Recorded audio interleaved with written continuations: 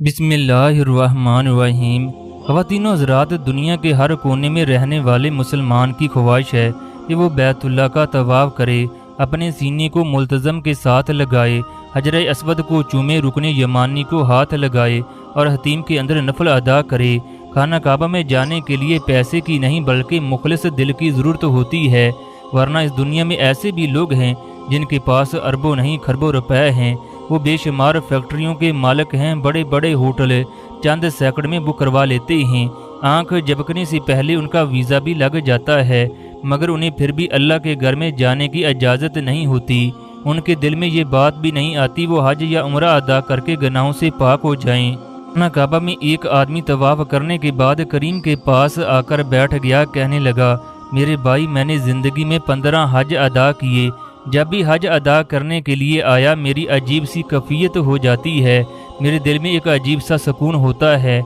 मैं फैसलाबाद में ताज फैक्ट्री का मालिक हूँ। करीम उस अमीर आदमी को बताने लगा, मेरे भाई, मैं आप जैसा अमीर तो नहीं हूँ, मगर अल्लाह ताला ने मुझे खुद इस घर में बुलाया है। अल्लाह को मुझसे ख़ास मोहब्बत है। अल्लाह की ये मोहब्बत पूरी दुनिया की दौलत से बढ़कर है। इस आदमी को करीम की बात सुनकर बड़ा ताज्जुब हुआ। वह हैरानगी के आलम में पूछने लगा, तुझे कैसे पता कि अल्लाह मुझसे खास मोहब्बत करता है? करीम उसे बताने लगा, मैं रावलपिंडी के अल-शफा हॉस्पिटल में अकाउंटेंट के फ़राइज़ सर अंजाम देता हूँ। मैं 5 साल से थोड़ी थोड़ी रकम करके हज के लिए पैसे जमा करता रहा। इस साल हज पर जाने के लिए मेरे पास पूरे पैसे जमा हो गए। दिल में इस बात की खुशी थी कि मैं अल्लाह ताला के घर का दीदार कर सकूँगा। एक दिन मैंने एक औरत को देखा जिसका बेटा एक्सीडेंट की वजह से तकरीबन माजूर हो गया।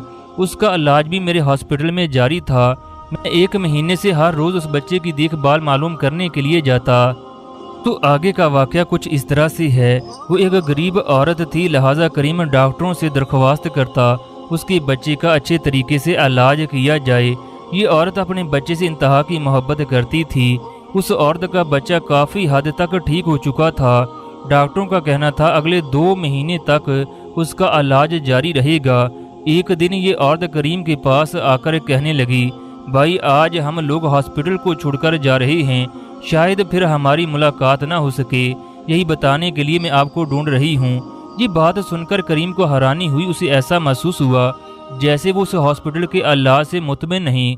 करीम ने उस औरत से पूछ ही लिया कि आप इस हॉस्पिटल के अल्लाह से मुतमिन नहीं हो? ये औरत करीम को कहने लगी, ऐसी बात नहीं है, बल्कि आपके होते हुए मैं किसी भी परेशानी का सामना नहीं करना पड़ा। आपने मेरे बच्चे को बाप समझकर संभाला। मेरे जिस्म का हर लो आपको दवाएं देता है। आपने मेरे बच्चे के अंदर ना सिर्फ जीने की उम्मीद लगाई, बल्कि आपने अच्छे डॉक्टरों से उसका इलाज भी करवाया। हम तहे दिल से आपको दवाएं देते हैं। करीम उनसे पूछने लगा, फिर आप लोग हॉस्पिटल को छोड़कर क्यों जा रहे हैं? ये औरत करीम का जवाब दिए बगैर मरीज के कमरे की जानब चली गई। इसके बाद करीम एडमिन के कमरे में गया।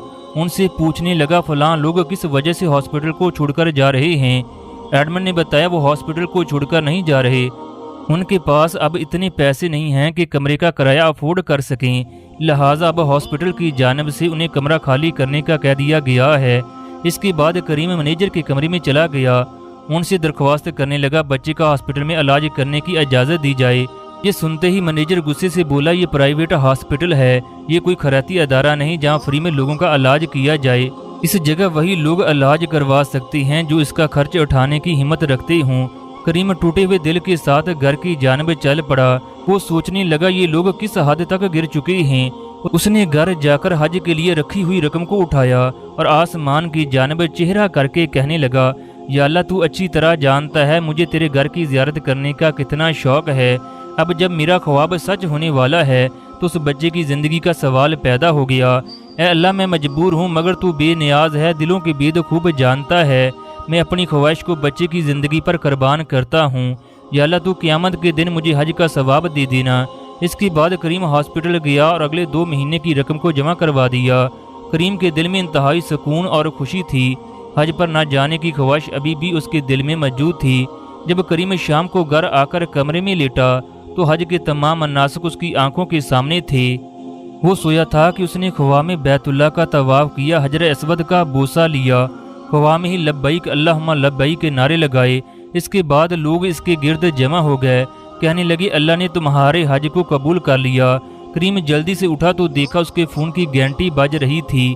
اس نے کال ریسیو کی تو آگے سے ہاسپٹل کا منیجر تھا، جو کریم کو کہہ رہا تھا مالک ہر سال حج کے لیے جاتے ہیں، ہر سال ان کے ساتھ ڈاکٹر کاشف بھی جاتے ہیں، مگر اس دفعہ ان کی بیوی کی طبیعت خراب ہو گئی جس کی وجہ سے وہ جا نہ سکے۔ ہاسپٹل کے ایک آدمی نے آپ کا نام بتایا، اگر آپ حج پر جانا چاہتی ہیں تو اپنے کاغذات لے کر فوراً ہاسپٹل پہنچ جاؤ۔ یہ سننا تھا کہ کریم کی آنکھوں سے آنسو جاری ہو گئے۔ اس نے وضو کیا اور سجدے میں گر کر اللہ کا شکر ادا کیا۔ پھر کریم نے اپنے کاغذات منیجر کے حوالے کیے، یوں کریم خانہ کعبہ پہنچ گیا۔ کریم نے حج کے دوران ہاسپٹل کے مالک کی خوب خدمت کی۔ وہ کریم سے انتہائی خوش ہوا۔ کریم نے مالک کو تمام واقعہ سنایا کہ وہ کس طرح حج کے لیے آپ کے ساتھ پہنچا۔ پھر مالک نے ہاسپٹل میں فون کر کے کہا کہ اس بچے کا فری میں علاج کیا جائے۔ جب کریم واپس آئے تو اس کے تمام پیسے واپس کیے جائیں۔ یہ تمام واقعہ سن کر فیکٹری کا مالک جو کریم کے پاس بیٹھا تھا، اس کی آنکھوں سے آنسو جاری ہو گئے۔ اس نے اٹھ کر کریم کا ماتھا چوما، کہنے لگا واقعی اللہ نے تمہیں خود بلایا ہے۔ میرے 15 حج تمہارے ایک حج کے برابر نہیں ہو سکتے۔ واقعی اللہ کو تم سے بہت پیار ہے۔ کریم جب حج کرنے کے بعد پاکستان پہنچا تو ایک دن مالک ہاسپٹل میں آیا۔ اس نے بچے کی خرید دریافت کی۔ کریم کو ہاسپٹل کا منیجر بنا دیا گیا۔ یوں اللہ تعالیٰ نے ایک نیکی کی وجہ سے کریم کو کئی نعمتیں عطا کیں۔ حج بھی کروا دیا، اس کی 5 سال کی رقم بھی واپس کر دی، ہاسپٹل کا منیجر بھی لگوا دیا، مالک کے ساتھ اچھے تعلقات بھی قائم کر دیے۔ خواتین و حضرات، اللہ تعالیٰ کسی کی نیکی کو ضائع نہیں کرتا۔ اللہ تعالیٰ اسے وہاں سے نوازتا ہے جہاں سے اس کا وہم و گمان بھی نہیں ہوتا۔ اللہ تعالیٰ کہتا ہے جو میری طرف ایک قدم چلتا ہے میں اس کی طرف 70 قدم آتا ہوں۔ اللہ تعالیٰ تو بندے کو معاف کرنے کے بہانے ڈھونڈتا ہے کہ میرا بندہ کب مجھ سے معافی مانگے میں اسے معاف کر دوں۔ اللہ تعالیٰ کی رحمت اس کے غضب پر غالب ہے۔ یہی وجہ ہے جہنم کے 7 دروازے ہیں جبکہ جنت کے 8 دروازے ہیں۔ حدیث میں ہے جب اللہ تعالیٰ کسی بندے سے محبت کرتا ہے تو جبرائیل علیہ السلام آسمان پر اعلان کرتے ہیں اللہ فلاں آدمی سے محبت کرتا ہے، تم بھی اسے محبت کرو۔ چنانچہ آسمان والے بھی اسے محبت کرنے لگتے ہیں اور زمین میں اس کے لیے قبولیت لکھ دی جاتی ہے۔ دوستو، جو دل دوسروں کی تکلیف پریشانی پر بے چین ہو جائے تو سمجھ لو اس دل میں اللہ رہتا ہے۔ اس دل کے اندر ایمان ہے۔ ہمیشہ رشتہ داروں سے اچھا سلوک کرنا چاہیے۔ ایک آدمی حضور اکرم صلی اللہ علیہ وآلہ وسلم کے پاس آ کر عرض کرنے لگا، میں اپنے رشتہ داروں سے بنا کر رکھنا چاہتا ہوں مگر وہ مجھ سے قطع تعلقی چاہتے ہیں۔ میں ان کی خیر خواہی چاہتا ہوں مگر وہ مجھ سے برا سلوک کرتے ہیں۔ میں ان کے ساتھ بردباری سے پیش آتا ہوں مگر وہ میرے ساتھ جاہلوں جیسا رویہ اختیار کرتے ہیں۔ حضور اکرم صلی اللہ علیہ وآلہ وسلم نے فرمایا، جیسا تم بیان کر رہے ہو تم ان کے پیٹ میں گرم ریت ڈال رہے ہو۔ جب تک تم ان کے ساتھ اچھا سلوک کرتے رہو گے اللہ کی طرف سے تمہارے لیے ایک مددگار مقرر رہے گا۔ حضرت عائشہ رضی اللہ تعالی عنہا فرماتی ہیں حضور اکرم صلی اللہ علیہ وآلہ وسلم نے فرمایا، رشتہ داری عرش سے لٹکی ہوئی ہے، وہ کہتی ہے جو مجھے ملائے گا میں اسے ملاؤں گی، جو مجھے کاٹے گا میں اسے کاٹوں گی۔